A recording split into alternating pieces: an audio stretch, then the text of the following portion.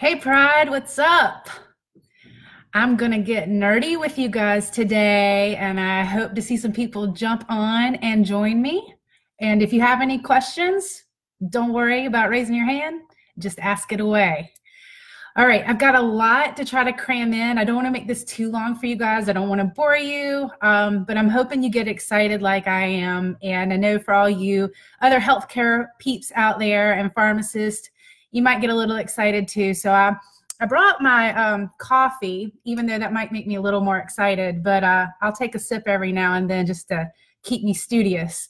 All right, guys. So obviously, we know that we have some new products in the pipeline, and they're coming out in 2 days. And we'll talk about the significance of 2 in just a minute. But we also have our reformulation of our Unblemish. So I wanted to chat a little bit with you guys about what has changed in Unblemish and also what's new about Spotless. Before I dive too deep, I do want to kind of briefly overview acne with you guys. I know Dr. Tim did an amazing job on it, explaining it in the virtual, so hopefully you guys have watched some of the virtual training videos. I encourage you to go back and do so. He does break it down in layman terms, as well as there's a big document. If you haven't seen it, there's a big document on our sites. It's called Acne, Spotless and Unblemished. It's under FAQs. And guys, it's 22 pages long. But me being the nerd that I am, I read through every bit of it, and it's got some great information. So definitely, you know, go get that, pull it out, read through it. I'm going to cover a lot of the most important pieces today in this video.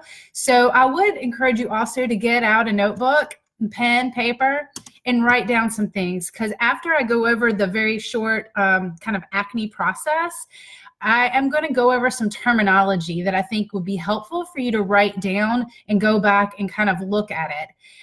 The reason I want to do this is because the terminology and the ingredients that I'm going to talk about are important, and you'll see them play different parts and different roles in different parts of our regimens.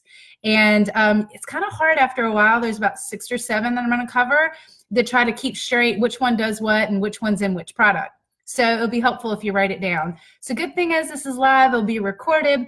You can pause me. Just try not to pause me with a crazy face, and go back and figure out which ingredients are which. All right, without further ado, what I want to start with is acne.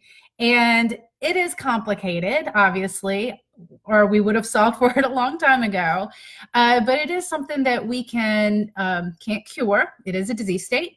But obviously there are ingredients and products out there that we can kind of control it. And I will say keep it minimized, okay, is probably the best word for it. So first and foremost, we have bacteria all over our body all the time.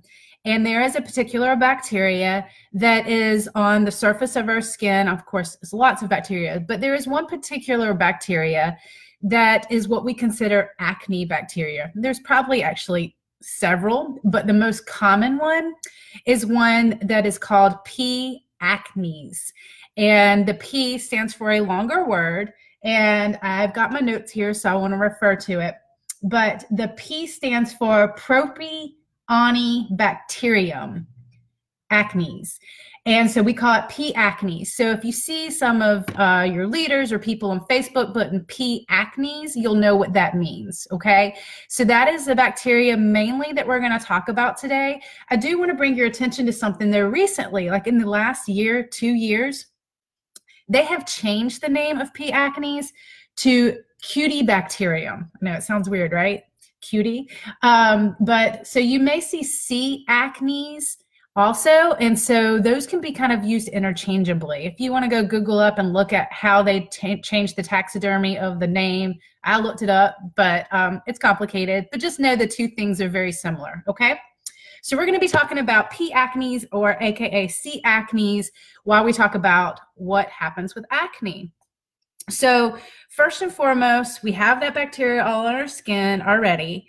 And when our hormones surge, okay, because we know we can have hormones all throughout life. Of course, teens have hormones during a certain area of their life in puberty, okay? When we have hormones and also stress, right? So stress, whenever we're in a stressful environment, we produce a hormone called cortisol, okay? And so that increases hormones and change and imbalance of hormones. And whenever hormones are present around our body, we produce in our glands, an oil, right? It's called sebum. And so you'll see sebum production higher in younger folks because those glands, those sebaceous glands, are more active. However, they're still active later in age and will get more active during stressful situations. And you'll have more oil and stuff when your body is like sweating and stuff like that because your body is producing those things. So just kind of keep that in mind. And anytime sebum's around, and Dr. Tim does a good job of explaining this, it's oily, it's a film, and it's normal, and we should have it. It keeps our skin lubricated and makes it more flexible and bendable. But of course, as we get older, we don't produce quite as much of that, hence why our skin's not so movable and pliable and bendable and resilient when we get older, okay? So it has its pros and cons. In acne, the con that it has is as it's really thick, or if you have excess production of it, it can actually trap that P. acnes in the pores, okay? When it traps the acne in the pores, what happens is P. acnes or C. acnes, however you want to call it, it actually is an anaerobic bacteria. I know, anaerobic, I'm bringing you back to biology and chemistry, but anaerobic means that it cannot survive in the presence of oxygen, okay? Now, just a little thing you might want to remember is that from what I've read, P. acnes is an anaerobic bacteria. However, it's also considered a aerotolerant anaerobic bacteria. So what that basically means is that it can survive with oxygen because bacteria is smart, right? And so it can flip into a fermentation process and actually can kind of grow and produce with fermentation, but so it can survive without oxygen, but it doesn't survive very well, okay? So just kind of remember that tidbit, because I don't want to ever tell you that it's anaerobic and that it dies immediately when it's exposed to oxygen, because that's not true with this one, okay? All right, so in general, though, think of it as being anaerobic where it doesn't do well with oxygen. So that's going to be a key thing when we talk about how some of these products work and with our new BPO2 technology, okay? All right, so hormones come along. It produces our bodies to produce the sebum, the oil. The oil is on top of our skin now, and we have bacteria that's there, and now it's no longer exposed to oxygen, so it's thriving, it's multiplying, and it's colonizing, and that bad P. acnes gets out of whack, right? And then all of a sudden now it's outbalancing the good bacteria, and it starts, as it's growing, it causes inflammation. And we know what happens when things get inflamed. They get red, they get swollen. And now we've got this thing going on called acne, okay? Now, also, our cells are turning over all the time, right? Our skin, our nails, our hair, it's replicating, it's turning over. Well, when it's turning over and it has nowhere to go, it gets trapped. So that, along with the bacteria and the inflammation, now everything's clogged up. And we've got what we see visibly eventually become acne. So, dead cells, clogged pores. All right, simple enough. You guys got the picture. Go listen to Dr. Tim. He can explain it to you as well. Now, one thing you'll want to remember is, people will say, well, I see blackheads and I see whiteheads, or I see one or the other. What's the difference?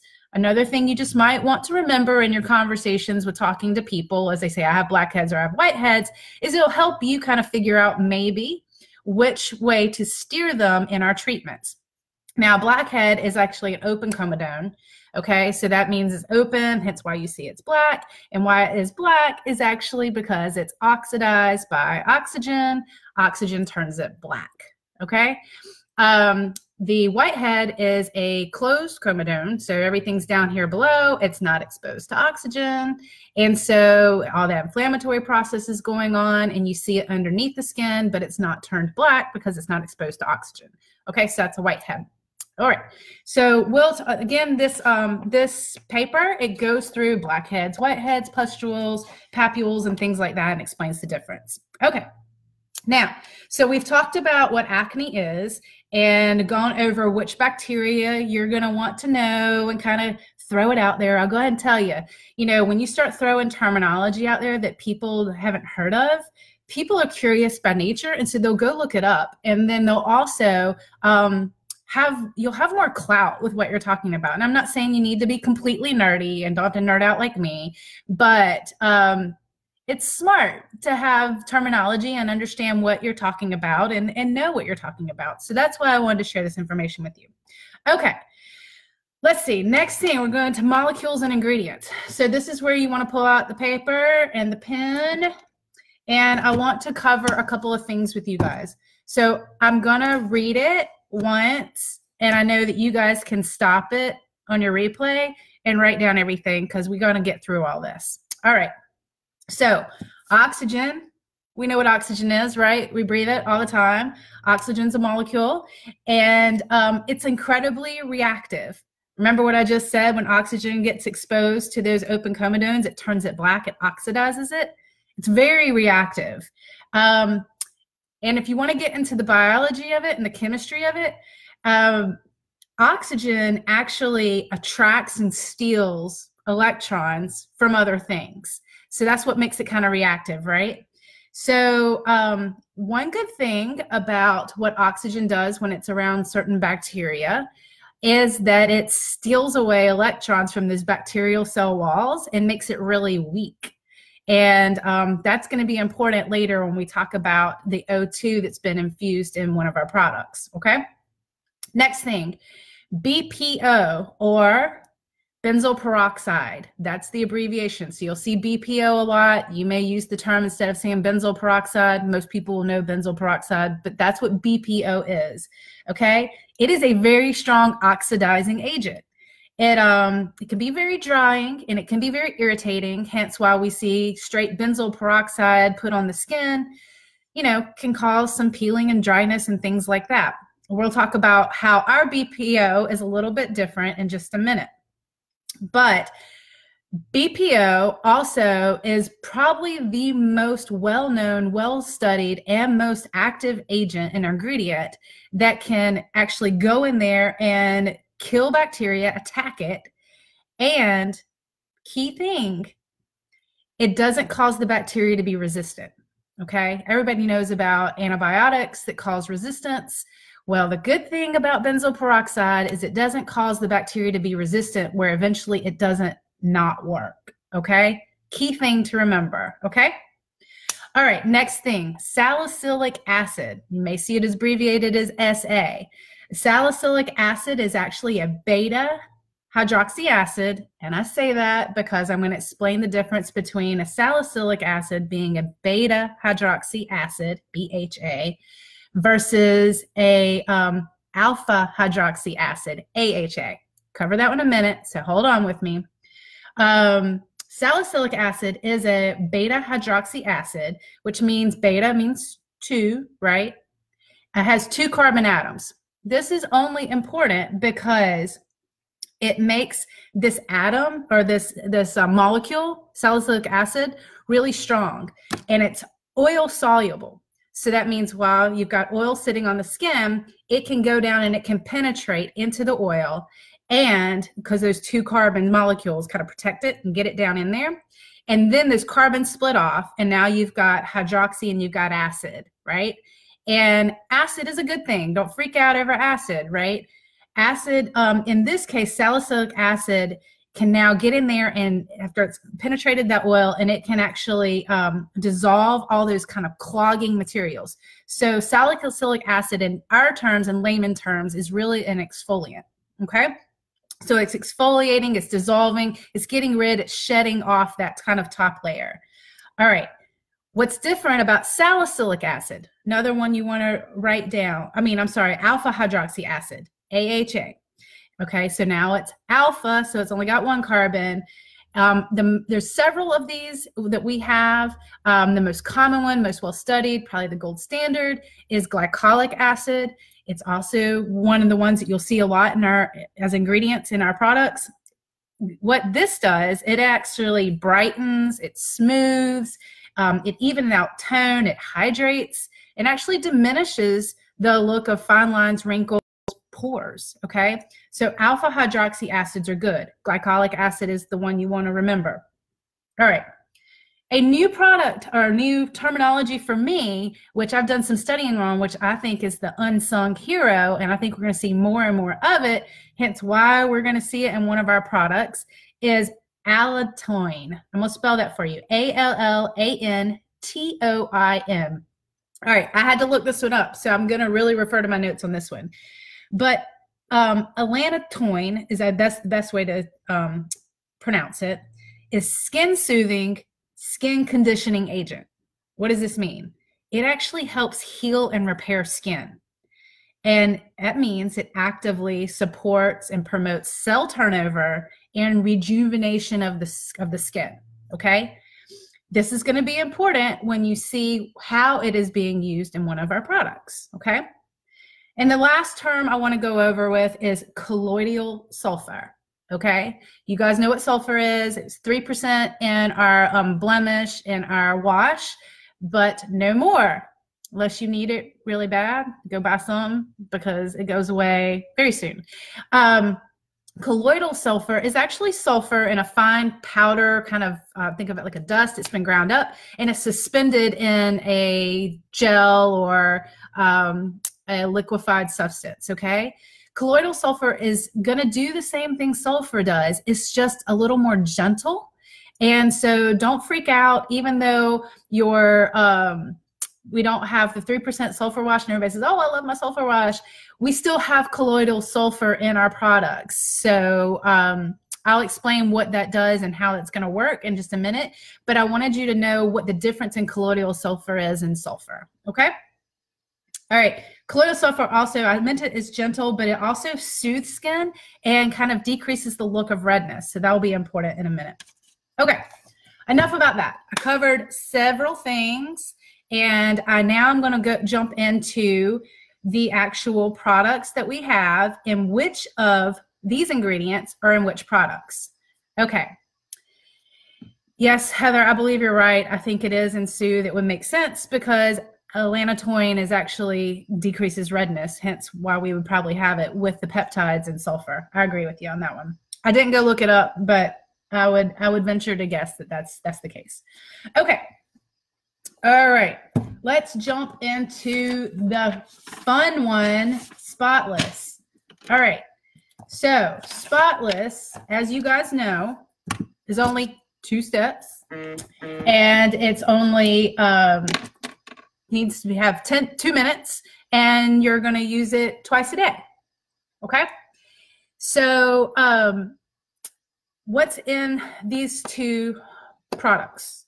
So we have one product, which is, and I have this, guys, and I used it today for myself because I knew I was going to be training you guys, and I wanted to at least know what it felt like, smelled like, and, you know, how it worked, right? So my daughter's actually already started using it. That's what I ordered it for her. So we'll see some before and afters after we get a chance to really get on it. But you've got the 2 steps. You've got 1, which is your wash. And we call it the daily acne wash. And we got 2, which is the acne clearing treatment. Now let's talk about what's in these bad boys. All right, so 1, it is just a, it's white. It comes out kind of, it's creamy, kind of liquidy. It reminds me a little bit of the Soothe wash, a little thicker. But it also has a little bit of grit in it. Now don't think like microderm abrasion paste grit, but a little bit more and less grit than like a reverse wash. But it's got these little crystals, what is what I'll call them, because I know I heard Dr. Tim said that we had a crystalline form of benzoyl peroxide. So there is 5% benzoyl peroxide in the wash, and I believe a lot of that's in that crystalline form, and you can kind of feel it and see it. It's almost like it's not as much of a grid as it's kind of like a pearl, I want to say. So what's the purpose? What's the purpose of the 5% benzoyl peroxide, and what is this wash doing? Well, we talked about what benzoyl peroxide is and what it does, right? Earlier, we said that benzoyl peroxide is an oxidizing agent, and it like goes in and it can kind of kill, it does kill the bacteria and causes it not to be resistant. So we're going to clean and cut, okay, that oil, because again, Spotless is for our younger skin, those that are producing a lot of that sebum, and it's actually going to go in and it's going to remove that surface oil. It's going to kind of cut it, and it's going to unclog the pores. So if you see Dr. Tim's video, I think he shows these little crystal things kind of going down in the pores, kind of cleaning it out, scrubbing it out, and it actually is going to punch holes in the microbiome. So that's where all the bacteria is kind of living, right? So it's going to punch holes in it and kind of get it prepared and ready for the next thing that we're getting ready to give it, okay? So that's that. The second thing is the dual pump, okay? And just user note, if you saw the Unblemished we have before this one, all right, just so because most of you are familiar with Unblemished, and it's a dual pump. You see it's got the 2 holes, and it's also split where you can punch one and punch the other. You know, you go squirt, squirt of one, squirt, squirt of the other. This one's different, and I still think it probably would work a little bit better if you punched it on one side versus the other. It still has the 2 holes, but it's not split in the middle. So technically, you can push down in the middle, and both will squirt out evenly. But if you're not pushing down directly in the center, you're going to get one versus more of the other. So just a user note, you may want to tell people to just press down on the one side versus the other so that they can get equal amounts. Okay, sidebar. All right, so the Spotless 2, step 2. Now, what's in this? Well, this is where our interesting technology comes into place, right? BPO2. All right, it's got benzoyl peroxide too, but it's only 2.5%, okay? And it's in a different formulation, and I think this is fairly new. Normally, I don't think we have benzoyl peroxide necessarily in a liquid. It's more in a gel, but they've put it in a soluble, more stabilized form in liquid, okay, which allows it to be more gentle and allows it not to be so abrasive and harsh and drying, okay? But then they've also infused it with the gel, and this gel is this like really super energized oxygenated gel, and that oxygen is key. Key for what? That anaerobic bacteria that we talked about, right? Anaerobic bacteria doesn't do well when it's exposed to oxygen. So those benzoyl peroxide crystals have gone in there and cleaned it all out. And now we're coming in and we're dumping in this benzoyl peroxide, which is also killing the bacteria, right? And we're giving it a big old boost of oxygen. And that oxygen, remember, is an oxidizer as well, and it breaks down that bacteria wall. And this bacteria doesn't do well. It doesn't grow well with oxygen when it's present. So that is what's really nifty about this. And when it comes out, guys, one of them comes out kind of white, and one of them comes out kind of a bluish purple. It's not like purple like our sulfur, but it's this bluish purple. And another key thing, just for your kids or for people what you're talking to, I thought this was really interesting. The first night we used it, Larkins sprayed it out, and we blended it, and she started putting it on her face. She goes, "Mom, it smells like Sprite." And I was like, "Really? Let me smell it." Y'all, it does. It smells like Sprite. So I think Sprite smells pretty good.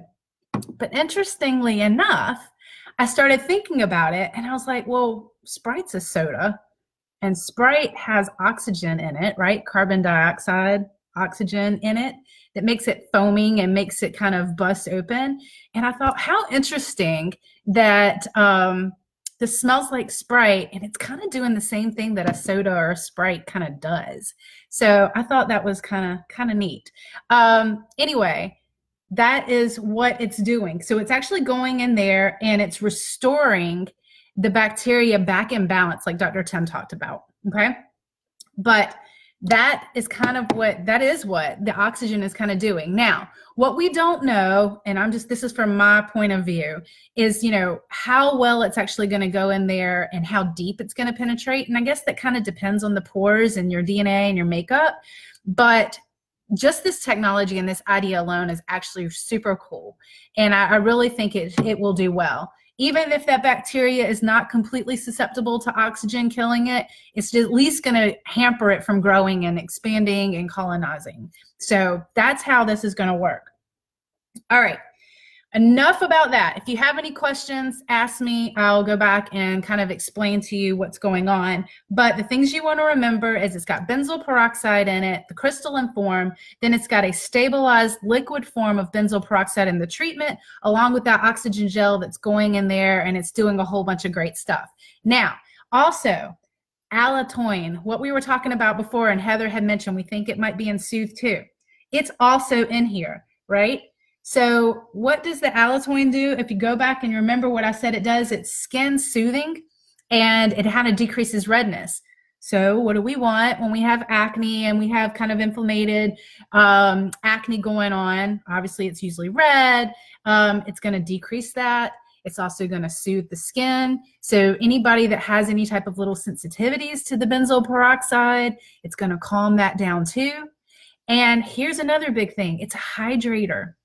All right, remember, it's a hydrator, and I told you that it helps with skin rejuvenation. Well, this is what's going to help with the scarring. So notice we don't have a toner like we used to have. We have in Unblemished, we had the clarifying toner, and we also used to have, what was the other toner called that we got rid of? I forgot what it was now. It was clarifying and scarring, I think, toner or whatnot. But anyway, we don't have a toner. We didn't want to have too many steps for them to put in. But now you've got an infused ingredient that's actually going to go in there and start minimizing the scarring as well as the redness. So that's really, really, really cool in this. So that's why I wanted you to know all about the allantoin. Okay? All right.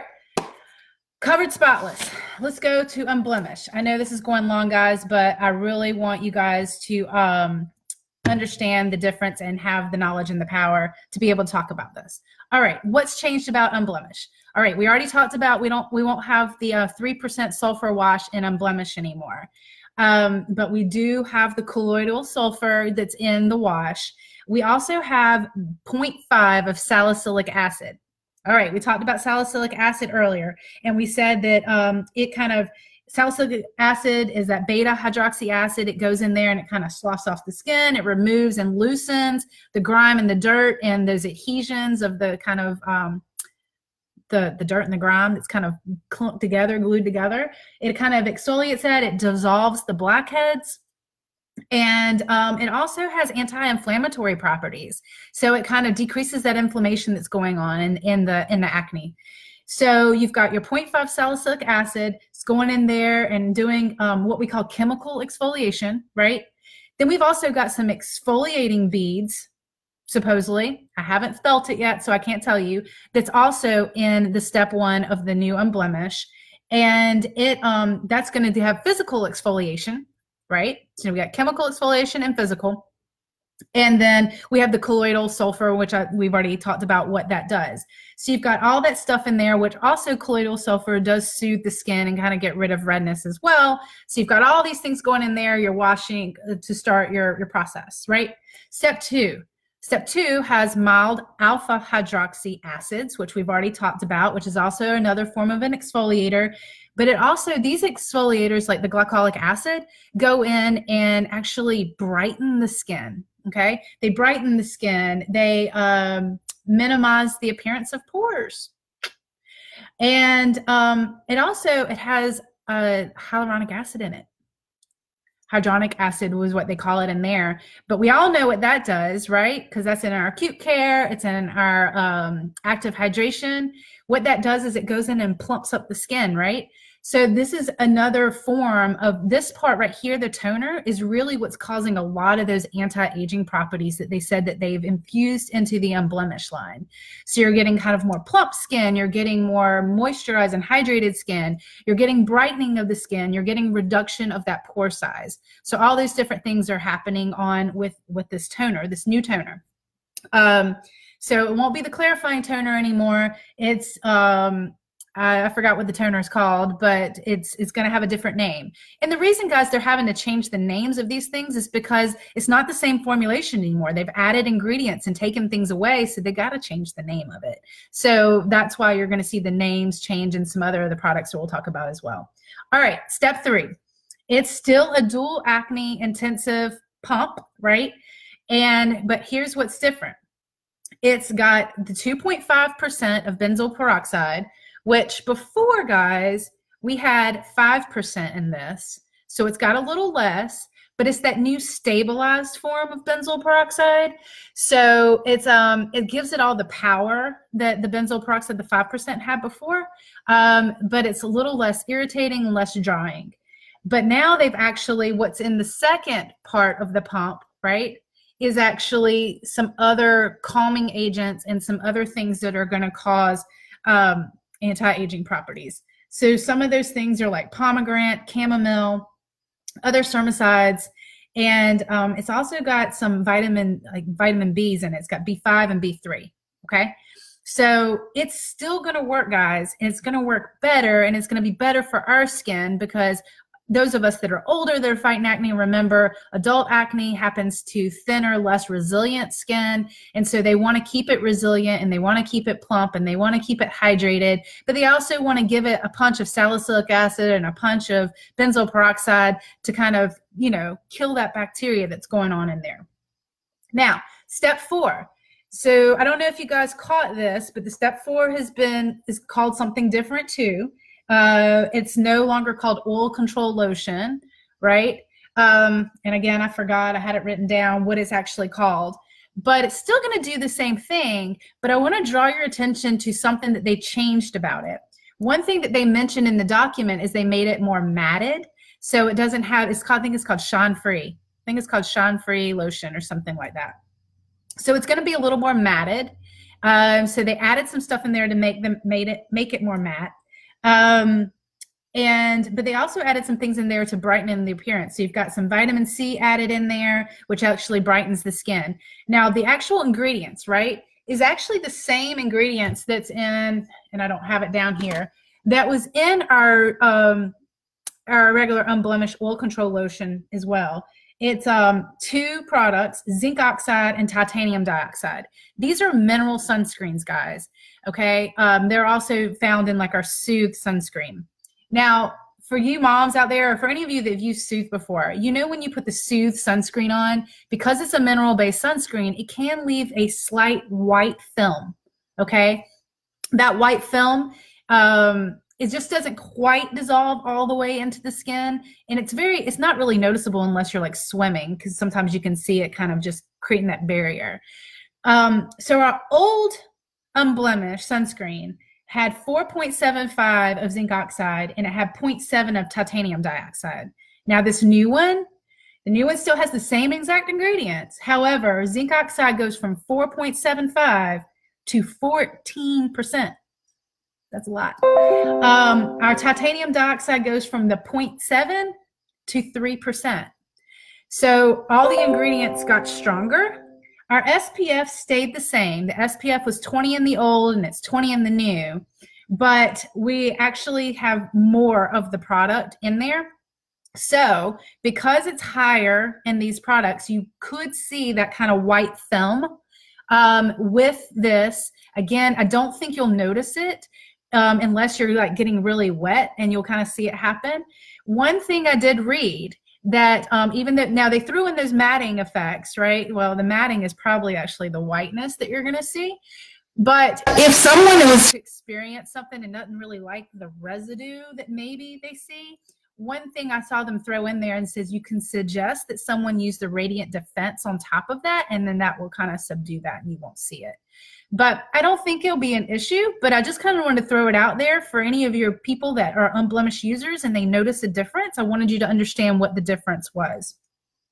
All right, I have covered everything with Spotless and I've covered everything with Unblemish. Now, the last thing I wanted to kind of mention was, let me make sure I covered everything. What do you do with this info?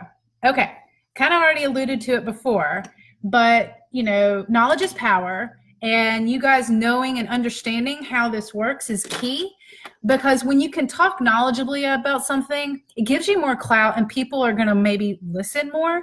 So I know one thing I have jumped all over is the whole oxygen thing and how oxygen works and why it will possibly work with this bacteria and why it's such a big breakthrough. And guys, I think you need to run with it, because from all the articles I did, PubMed researches and everything, it started to become a thing about a couple years ago, but people couldn't figure out how to formulate it and how to put it in, and our doctors did it.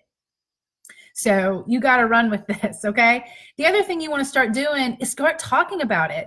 Now you're educated now, so don't hold back. Go start talking about it. Create that list of people, the low-hanging fruit.